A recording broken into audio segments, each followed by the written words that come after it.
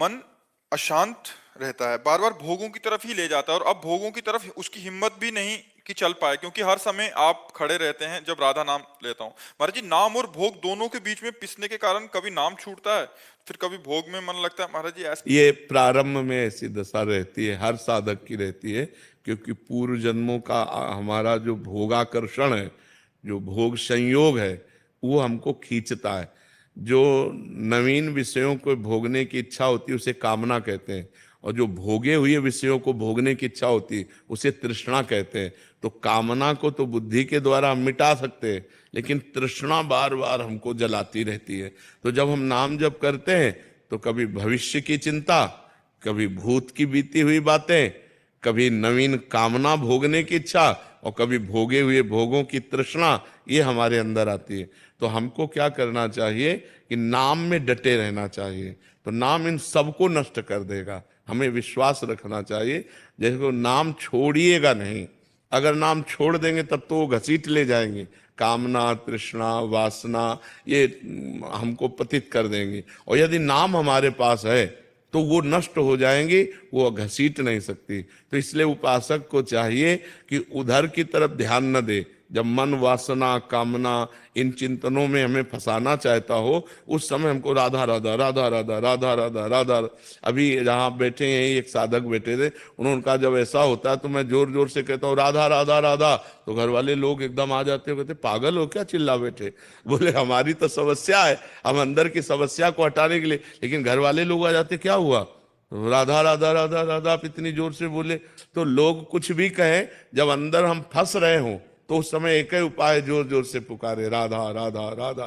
तो आप देखो तुरंत शांति मिलेगी, तुरंत आपका हृदय बदलेगा, क्योंकि नाम में बड़ी सामर्थ्य है। अच्छा, मन में कैसे जपें उस समय, क्योंकि मन तो गंदा हो रहा है, गंदे विचार ला रहा है, तो उस समय हमें जोर से शुरू कर दें राधा राधा राधा राधा राधा राधा राधा, तो हम उससे बच जाएंगे। और सोचता महाराज जी दोनों चीजें, अगर नाम छूट जाता तो बहुत चिंता होती कि नाम छूट गया। हाँ। और उधर जब होता है तो फिर उसके लिए बड़ी चिंता, मतलब दोनों इतना चिंता आपस में पीस रहे हैं कि मतलब बहुत। बस ये इसी स्थिति से जहां निकल जाओगे तो आनंद मिल जाएगा। अब ये स्थिति कितने दिन आपकी बनी रह सकती है, आप जितना अधिक नाम जप करेंगे उतनी जल्दी इस स्थिति से निकल जाएंगे। ये आपकी स्थिति नहीं है, ये हर साधक की स्थिति है। कि जैसे साधक चलता है तो भोग छोड़ने की चेष्टा करता है, भगवान को पकड़ने की चेष्टा करता है। महाराज जी ने भोग तो कर ही नहीं सकता, क्योंकि आप राइफल लिए बिल्कुल सामने कि भोग की तरफ जा ही नहीं सकता, भोग तो खत्म। कभी कभी कार्य व्यस्तता है तो नाम छूट जाते हैं कार्यों में। हाँ, तो उन कार्यों को भगवान को समर्पित कर दे। 2 घंटे काम किए तो बीच बीच में राधा राधा स्मरण करके उन कार्यों को भी भगवान को समर्पित कर दे, तो वो भी भजन हो जाए। तो आप चिंता न करो, आप बहुत सही चल रहे हो, आप बहुत सही चल रहे हो। बस चलते रहो तो इस स्थिति को क्रॉस कर जाओगे। जहां इस स्थिति को क्रॉस किए तो सामने मधुर मधुर झांकी और नाम चल रहा है, तो फिर हृदय द्रवित हो जाएगा, हृदय आनंदित हो जाएगा, विषय चिंतन खत्म हो जाएगा। आप चलते रहिए चुपचाप। अब हाँ, बहुत सही चल रहे हो तभी ऐसा है आप। हाँ हाँ, अंदर ही अंदर मन जहां निर्मल हुआ ना, तो आनंद की धारा आ जाएगी बिल्कुल। और हानि तो होनी नहीं। जितना नाम जप कर लिया है तुम्हारा मंगल किए बिना छोड़ेगा नहीं, पक्का समझ लो। तुम्हारा आगे मंगल ही मंगल है, आनंद ही आनंद है। इस जन्म में जिस कर्म से शरीर बना है, वो हो सकता है दंड आ जाए, हो सकता है शरीर में रोग, जैसे तो हमारा कर्म आ गया ना, अब वो हमारी किडनी को फेल कर दिया। तो इस शरीर का निर्माण शुभ और अशुभ कर्म से हुआ, लेकिन इस जन्म के जो हमारे कर्म है वो हमारा श्री जी से मिला के मंगलमय आनंद। ऐसी स्थिति में भी भगवान की चर्चा हो रही, भगवान का आनंद हो रहा है। तो इसलिए बहुत आनंद का विषय, घाटे का विषय नहीं, मंगल ही मंगल होना है। नाम जपत मंगल दिशि दशहु, दसों दिशाओं में मंगल होना है। अब लोक परलोक कहीं भी जाओ आनंद ही होना है। अब कोई पतन नहीं होना। नामे भक्ता प्रणश्यति, मेरे भक्त का पतन नहीं हो सकता। यमराज जी अपने दूतों से कहते हैं, जब अजामिल वाला प्रसंग आया कि जिसके गले में कंठी बंधी, मस्तक पर तिलक और मुख में नाम है, भूल कर उधर मत चले जाना, भूल कर भी उधर मत चले जाना। तो मतलब यमराज का पार्षद तो आएगा नहीं लेने, अपने स्वर्ग जाना नहीं, क्योंकि स्वर्ग की इच्छा नहीं है।